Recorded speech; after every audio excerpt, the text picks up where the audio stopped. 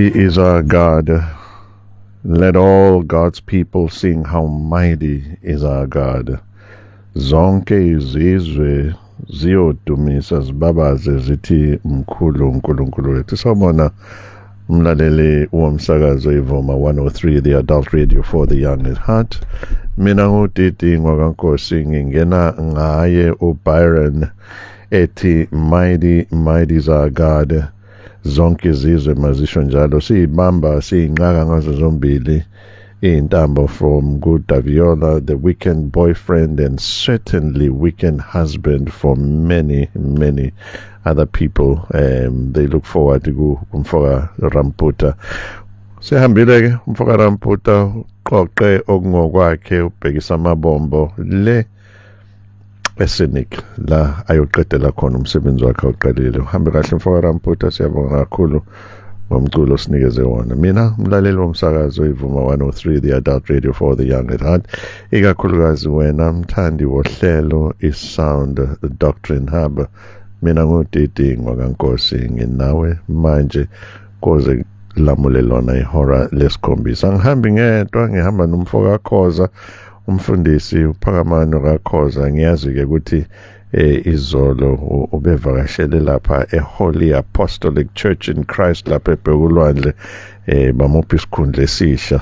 Kepha-ke kuthi la ekhaya usewuyena umhlobo wami omkhulu engihamba naye njalo ngamasonto, umfundisi webandla lapha kuKhanyeni Baptist Church ePindan. Mfoka Khoza, sawubona, ubingelela abalaleli bakho. Sibingelela umfundisi, ngiyababingelela kakhulu abalaleli. Siyayibonga kakhulu inkosi ngomusa wayo ukuthi nje isivumele sibe khona emoyeni nokuthi nabo babe nathi. Siyabonga kakhulu mfoka Khoza. Ngaphambi kokuba namuhla ke sikhulume namuhla, sazi phela ukuthi izolo bekumgqibelo wokugcina ngaphambi kwalenkomfa enkulukazi esiba nayo minyaka yonke, ikhwezela inkomfa esiba nayo kupheleni konyaka esokhuluma ngayo kakhulukazi kulohlelo namuhla.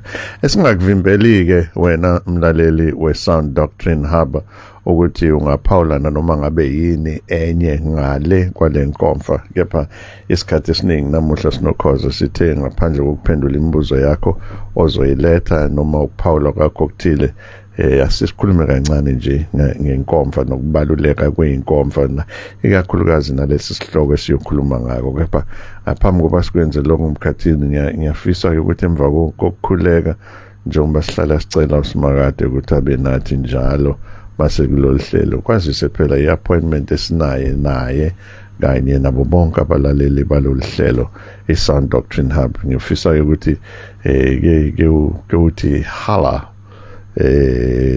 ebandleni lase Holy Apostolic Church in Christ lapha eBhekulwandle, ukuthi usazise kancane nje nabalaleli ukuthi ububekwa yini lapha eHoly Apostolic Church of Christ eBhekulwandle. Epha ngaphambi kwasikwenze lokho emkhathini ngenjwayelo masikhuleke. Asithandaze. Umkhulu uNkulunkulu wethu, ugcwalise amazulu nomhlaba. Umusa wakho uphakeme kunamazulu, uphezulu kuneyintaba.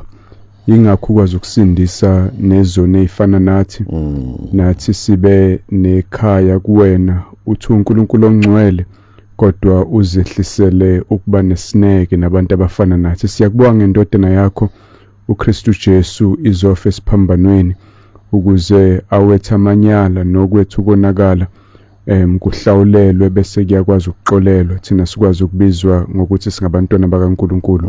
Siyakubonga manje ngokusenza amanxusa, unxuse ngathi ukuthi sitshela abanye abantu ukuthi ababuyisane noNkulunkulu, babe reconciled nawe. Ithuba nje lokuba semoyeni khona sokhuluma izindaba ezimnandi zombuso wakho nevangeli likaKristu.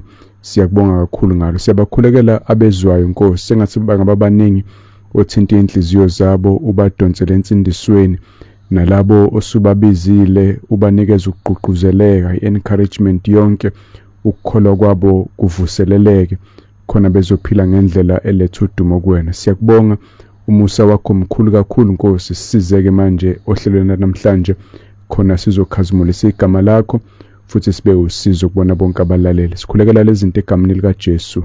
Amen. Amen. Sibonga kakhulu Mkhathini ngomkhuleko. Siphinde sikwamukele wena osanda kuvula umsakazo wakho ukuthi impela ukuwona umsakazo evuma 103 the adult radio for the young at heart, 89.2 lapha eShowe, bese ukuthi lapha eMgungundlovu nala eThekwini sibe 103, eDonnybrook 105.5, lapha eGlencoe kuthi 104.2, le koNewcastle eMadadeni, eMnambithi, kizo zonke leza inkalo o-Driefontein sithola ku 105.6, nalapha kwi-Facebook page yethu iSound Doctrine Hub Facebook page yethu. Siyakwamukela msanda vula umsakazo wethu. Namuhla sizokhuluma kancane ngenkomfa sizoba nayo esinamasonto noma izinyanga siyimemezele siba nayo minyaka yonke. Sizokhuluma ngayo kancenyana namuhla ukuze ube ne-idea kuthiwa i-appetizer Mkhathini, before kudliwa the main dish kuba ne-appetizer. Ubona ukuthi i-appetizer iyanambithisiseka yini ukuthi masongena kwi-full meal ube ulimi lakho sel-appetiziwe ngale ndlela. Kepha ngaphambi kwasikhuluma ngenkomfa Mkhathini, Simakade uvule ithuba lokuthi umenywe lapha eHoly Apostolic Church of Christ eBhekulwandle. Mkhathini, sasikhuluma ngako kancane. Yebo, sibonge kakhulu mfundisi, kumfundisi uMbhele eBhekulwandle lapha ngaseManzimtoti, owafonela umfundisi uMhlongo, osebenza behind the scenes la kwi-Sound Doctrine Hub, abanye bayike bamuzwe kwezinye indawo. So ngibonge kumfundisi uMhlongo nakuwena mfundisi ukuthi ningivumela ukuthi ngiye lapha ngiyorepresenta i-Sound Doctrine Hub. Bebenenkomfa enkulu yabo bayibiza ngemvuselelo yasentabeni, babize namanye amabandla okuyikokela mfundisi esingajwayele ukuhlanganyela kuzona, kuyaye kuthiwe amabandla omthetho, kodwa ke bayasilalela befundisi bafune ukuzwa ke in more detail eduze ukuthi yini lezi zinto enikhulumayo. Uyakhumbula nje ezwini kaNkuluNkulu uPetru ethunyelwa kuthiwa uhamba ukhuluma lapha nabantu abadinga ukuzwa lento noPaul kanjalo. So uNkulunkulu wasinika lothu bakwamnandi-ke, saphatheka kahle, izwi likaNkulunkulu lezwakala lamkeleka, siyathokoza kakhulu. Ngimangale mfundisi esethi umfundisi uMbhele ubekade vele efuna ukusimema asaba ukuthi kaze kukhokhwe imali ezithini makumema umfundisi uNkosi. Kanti cha, uthi nje bakhuluma kahle uthi umfundisi uMhlongo wamchazela ukuthi ivangela lidayisi, asicharge imali. Mawucabanga ukuthi ungasizakala ngokukhuluma kwethu wena nebandla lakho okhululeka nje uthinte kulezi number esuke zimenyezelwe bese siyalekelelana. So ke ngiyakhonza kakhulu kubazana lapho eHoly Apostolic Church in Christ nalamanye amabandla ke abekade ehlanganyele nabo. Siyambonga kakhulu uNkulunkulu. I think into Mkhathini mina ehlale ikhathaza umoya wami kakhulu ukuthi uKristu ubona ibandla elilodwa, wakha ibandla elilodwa, ifoundation yebandla yinye, isisekelo sefoundation yebandla likaKristu linye, icornerstone yinye, uKristu uqobo lwakhe. Thina ke sithe masesakha sakha ikamero sakha amakamero amaningi sawahlukanisa ukuthi usibani akangeni kule kamero leli likamama nobaba, leli ley'ngane, leli labelungu, leli lamandiya, lela labomthetho, esingazi ukuthi umthetho lo bathi sesiwabiza ngamabandla omthetho ukuthi umthetho kabani ebandleni likaKristu, umthetho kabani.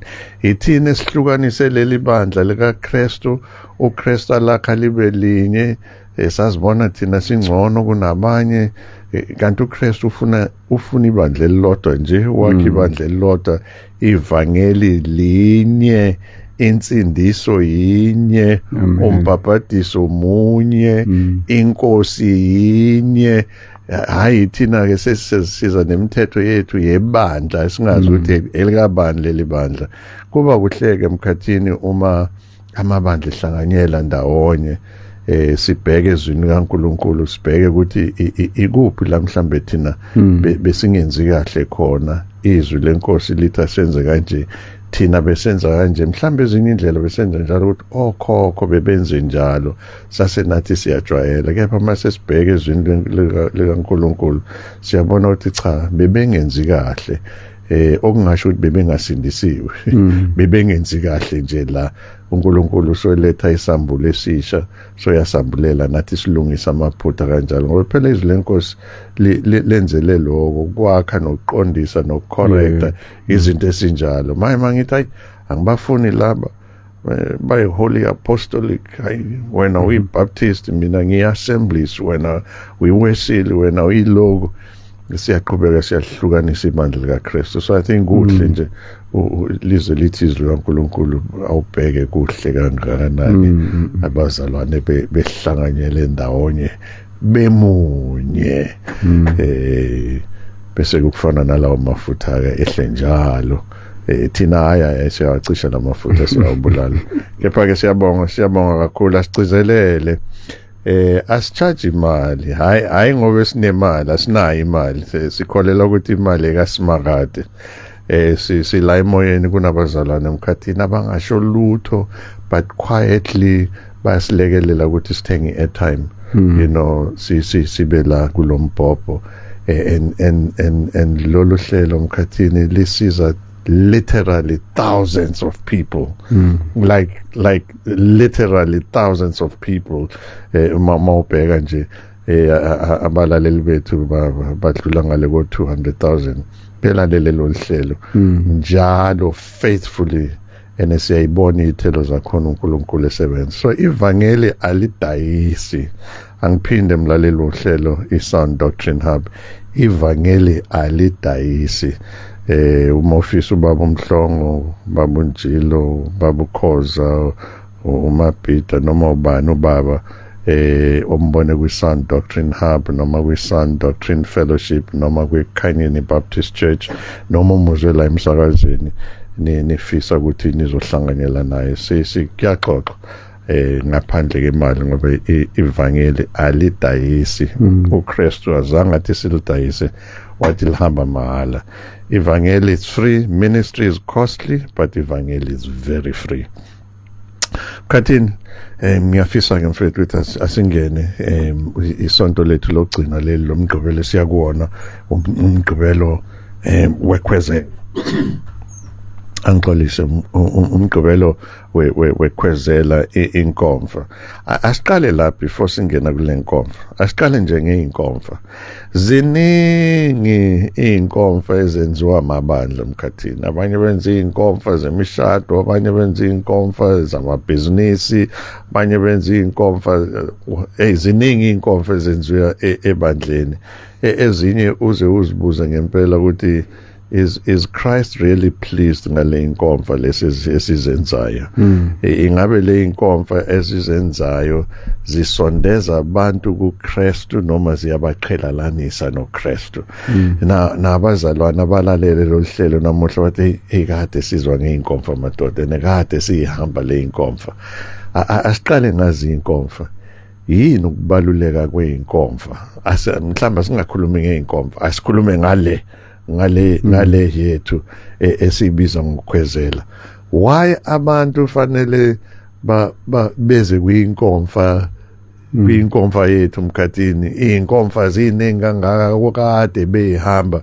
Yini ukubaluleka kwenkomfa le esibhekane nayo?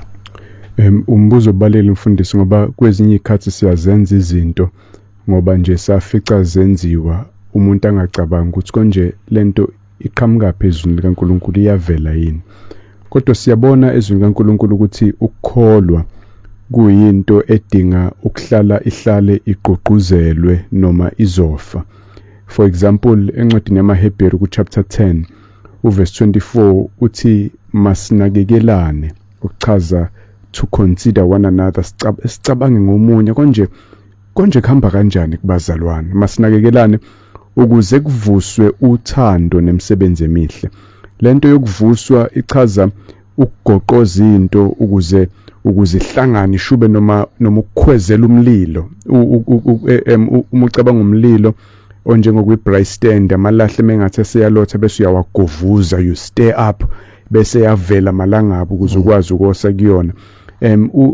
Uthi umbhalo oncwadi emaHebheru asigadane nathi ukuze senzane kanjalo sivukuzane sikhwezelane khona kuzovuka uthando nemisebenzi emihle. Uthando for uNkulunkulu lungalothi, uthando for ibandla likaNkulunkulu nemisebenzi emihle eyenzelwa abantu, eyenzelwa uNkulunkulu, eyenziwe ibandla likaNkulunkulu. Ukukholwa kungafadabali kudinga ukuthi kugqugquzelwe, kugovuzwe, kukhwezelwe kushizwe likaNkulunkulu. Bese sivesi 25 singakiye ukuhlangana kwethu njengokuba kuwumkhuba wabanye, kodwa sigqugquzelane kakhulu njengoba nilibona usuku lusondela. Ngamanye amazwi ezinye zeindlela ezibalekile zokugqugquzela lokhu kukholwa lolu thando nemisebenzi emihle uligovuze ulikhwezele ukuhlangana.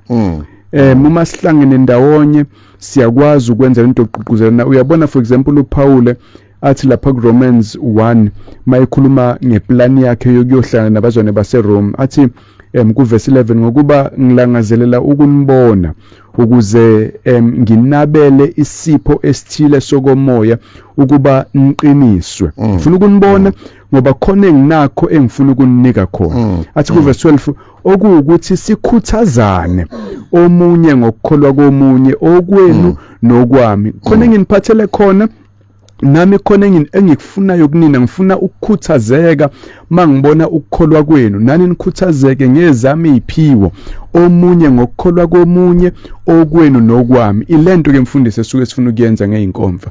Sitha sihlanganeni ngoba uthando nemisebenzi emihle for uNkulunkulu igqugquzelwa ngokuhlangana. Sifuna ufike uphethe zakhe iziphiwo zikamoya, siphethe zethu, sihlelile izinto, sibahlelela abayifundisa abahlabelayo abazokhuleka yonke into. Inhloso ukuthi sizokhuthazana. Mawusungibona nami ngikubona siphilela uNkulunkulu sonke, uyakhwezeleka umlilo, uyavuseleleka ngoba kuphilwa kanjalo mfundisi ekukholweni. Masingakwenzi lokho uyafadabala.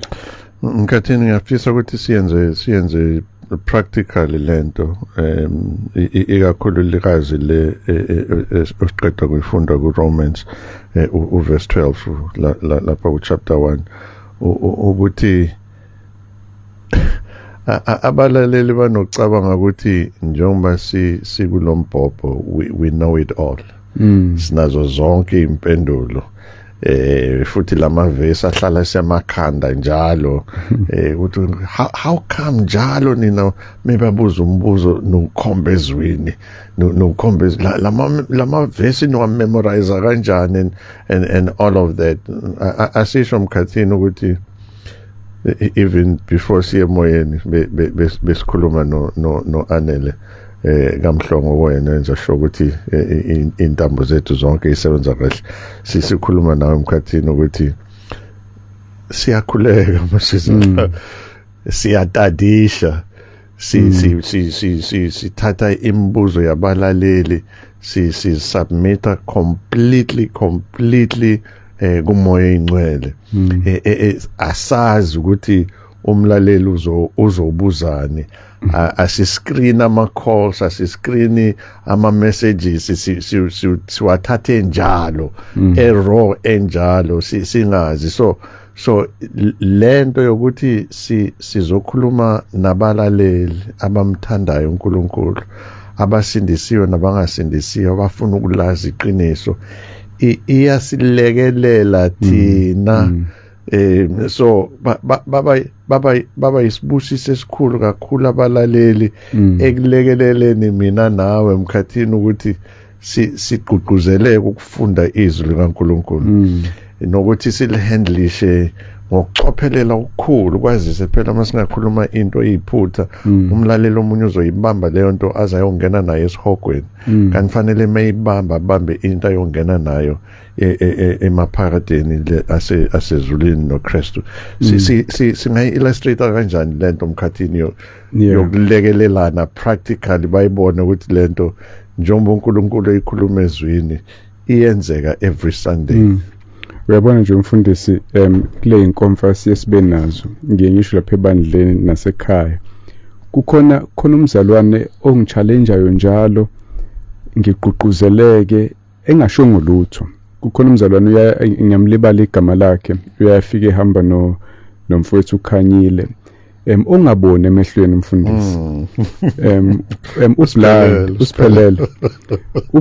Uma ngithi akabone emehlweni ngisho ukuthi ublind bazalwane ubanjwa ngesandla mayeza kuyinkomfa noma enyakaza noma eyakuphi.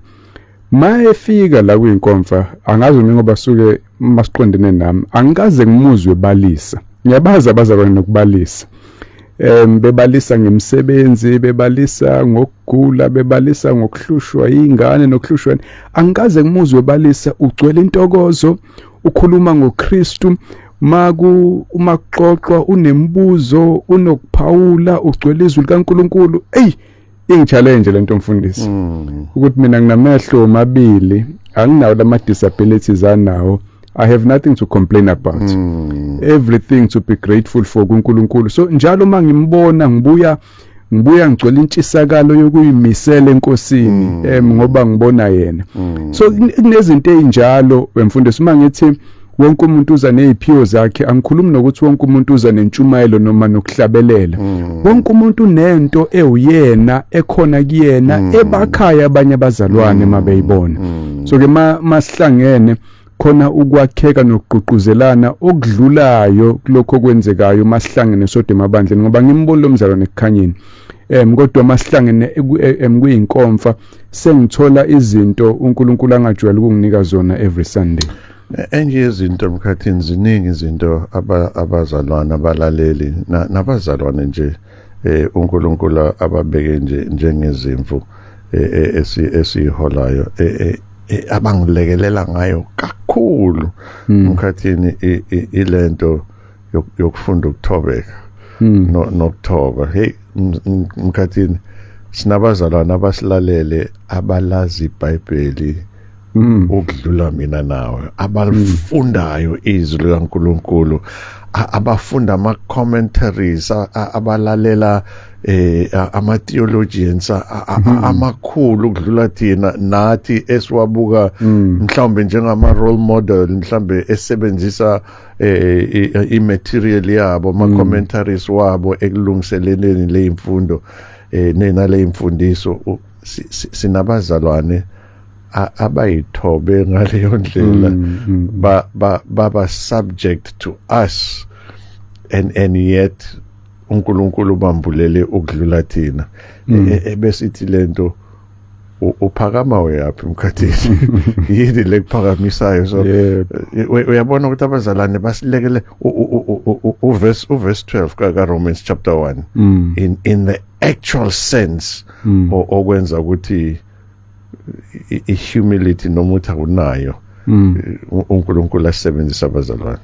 Amen. So nami ngisho njengoPaul njengoba usho nje mfundisi uRomans 1 mighty verse 11 ngokuba ngilangazelela ukunibona ukuze nginabele isipho esithile sokomoya ukuba niqiniswe.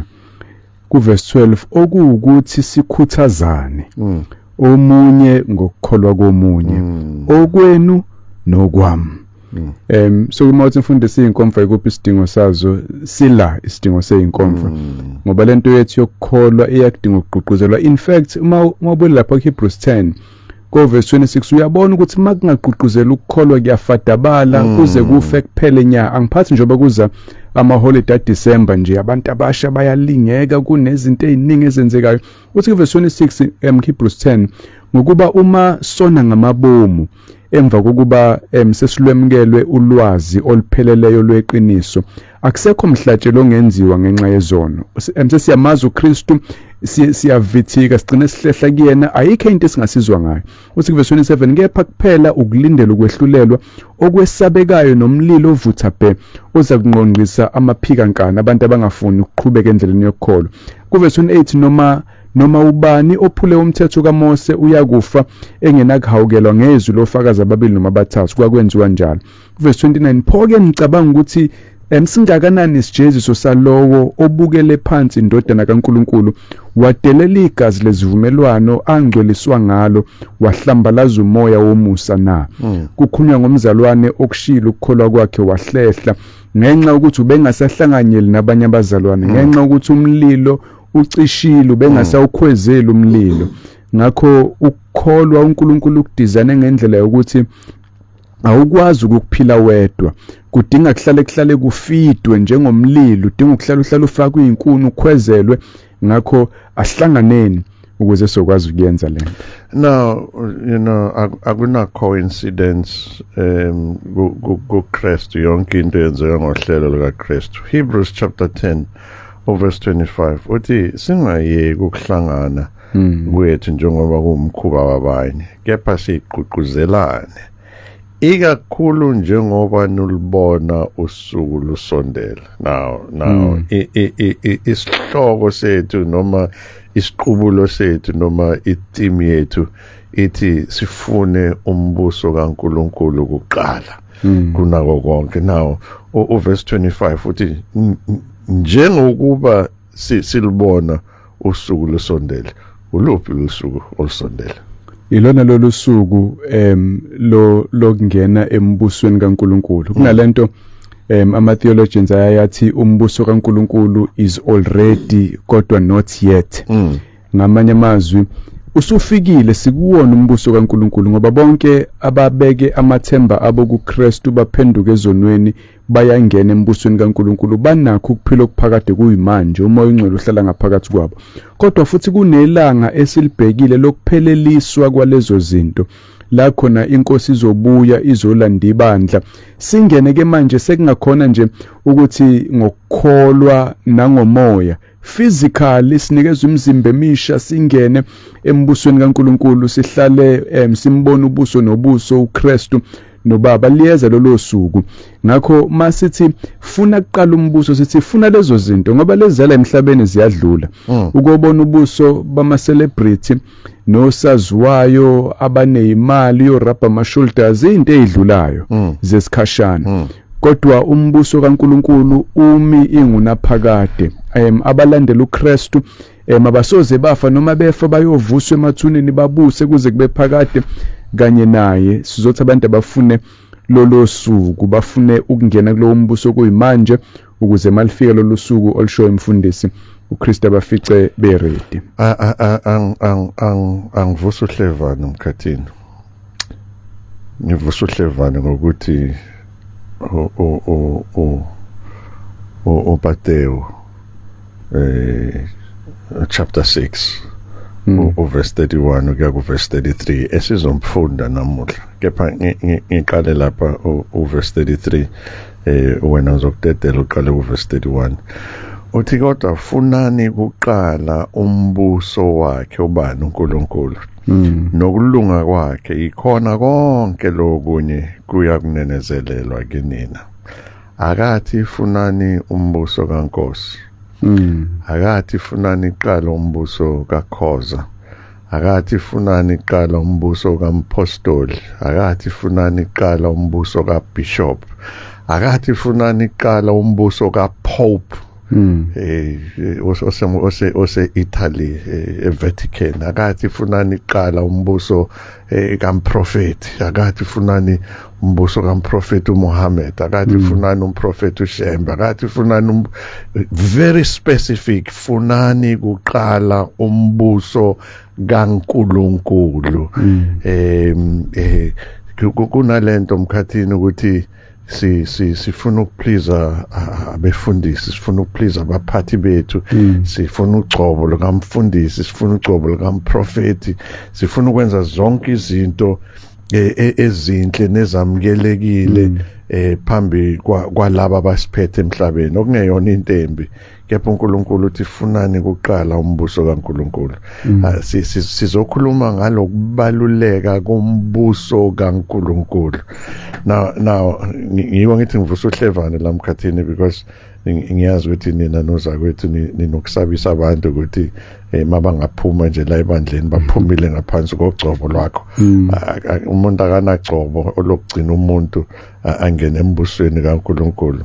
uNkulunkulu kuphela nombuso kaNkulunkulu, futhi umbuso kaNkulunkulu awukho kwaNkosi, awukho kwaMkhathini kuphela, umbuso kaNkulunkulu sizobona namuhla nakuyinkomfa esiya kiyo kulesonto ukuthi inkomfa ithini. But naku ke emkhathini la ngiyakhona ukubaluleka kokwazi ngombuso kaNkulunkulu njengoba busuchazile. Kuzomlekelela kanjani umzalwane asithatha abazalwana ababili lo soqale ngaye umlilo wakhe useyalotha ulotha nje ngoba mhlawumbe ulimele ebandleni ulimele ulimaze abazalwane ulinyazwe uwena njengomphathi webandla ulimele omunye uyalotha njengoba akasalitholi izwi eliphilile so usengena kuleli bandla uthola yonke lento ukudla kwe-fast food akatholi ukudla kunomsoco uthi ayikho lento useyalotha mkhathini ngoba mina nawe njengabaphathi suke sawele esonweni athi hawo makuwela unkosi nomkhathini esonweni kanje ayishithi ayikho lento yokukholwa. Asithathe lo mlaleli nabanye nje abaningi simlekelela kanjani osemlilo wakhe ulotha nga whatever reason, simlekelela kanjani lo umlilo wakhe ongalothi oseza ebandleni osahlanganyela nabanye abazalwane, kungani loyo naye anesidingo sokuthi eze kuyinkomfa? Ibalele mfundisi lento ishoyo nalombuzo obuzayo. Okokuqala kule ndaba ukuthi umbuso kaNkulunkulu lo akusiwo owabefundisi ngisho owama-founder amabandla, kodwa umbuso kaNkulunkulu ngoba abantu bangawa-founder amabandla bangawabiza ngisho nangamagama abo, kodwa uma ibandla lingalekelela abantu ukuthi baziwe uKristu amagama ababhalwe ezincwadini zokuphila zasezulwini, then they have missed the mark. Bamoshela abantu isikhathi futhi bazobaholela ekubhujisweni abantu. Okubalekile akusikhona ukuthi ulandela muphi umfundisi, ukuthi uyazana yini noKristu, ukhona yini kokaNkulunkulu umbuso. Ibalekile leyo kakhulu. Ezinye zeyinkinga mfundisi njengoba uthi abantu bafadabele ilento uJesu akhuluma ngalapha kuverse 31 no32 mayithi ngakho ke ningakhathazeki nithi siyakudlani noma siyakuphuzani noma siyakwembathani ngokuba konke lokhu kufunwa ngabezizwe. Ingani uyihlo wasezulwini uyazi ukuthi niyakudinga konke lokhu, kodwa nina funani kuqala umbuso wakhe nokulunga kwakhe. Sixabana nje size silimazane nje ngoba sibanga izinto zasemhlabeni, sibanga idumela yini engathi uzenza ngcono lo manje, agcine criticize umuntu kade ethi uzama ukusondela kuNkulunkulu, kugcine kuxatshanwa naye ukhubekile ulimele manje ngoba kwayena ugade isithunzi sakhe vele sebengikhulume kambe sebengihlebile ngakho usekhubekile. Asesukile amehlo ethu kuKristu ongakazi azasihlebe, ongakazi azasikhube, owanikela ngokuphila kwakhe ukuze izono zethu ixolelwe singene embusweni kaNkulunkulu. Sifuna ukuzolungisa lezo zinto ukuthi amehlo akho abusele kuKristu, wena olimaze abanye nawe olenyaziwe. Omunye udiscourage umfundisi ukuthi akukho lokudla lokhu athi uKristu kwakukhathaza abafundi, akukho lokho kokuphuza awutholakala umsebenzi. In fact unokuthi athola umsebenzi uyagula, sekushoniwe nasekhaya, into zakhe ayihlangane, abantu baya bamenza okubi. Udiscourageekile sizothi khumbula phela ukuthi vele siyadlula emhlabeni, sihlela isikhashanyana. Phakamisa amehlo akho uwabhekise ezulwini, ufune kuqala umbuso kaNkulunkulu, uNkulunkulu uyobe siyenza ilandele zonke lezo zinto oyidingayo ngokwasemhlabeni. Mkhathini nayi enye into esizoyiqhuquzela ngasekufuneni umbuso kaNkulunkulu ehambisana nalento ukuthi umbuso kaNkulunkulu akuwona umbuso wasesibongweni thizeni esikhona la emhlabeni. Amabandla amaningi mkhathini analento yokungalivezi iqiniso ngombuso kaNkulunkulu ngoba abantu abaqhuquzelelwa ukujwayela ukuzifundela izwi likaNkulunkulu. Izwi likaNkulunkulu balifundiswa umfundisi ebandleni omunye aze nalo umfundisi alibambe akhohle ukulivula shumayela inkonzo iziphele engalivulanga.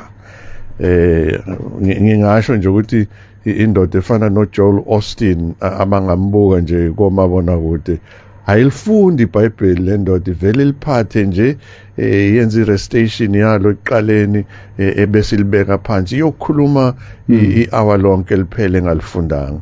Abanye emkhathini abavunyelwe ukulifunda iBhayibheli.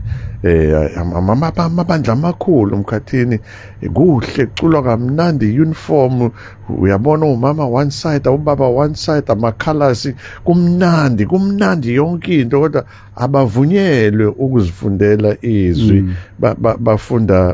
Bafundela umfundisi noma umpostoli noma umprofeti, uyena kuphela uphatha iBhayibheli. Abazalwane baye enkonzweni bengaliphethe iBhayibheli.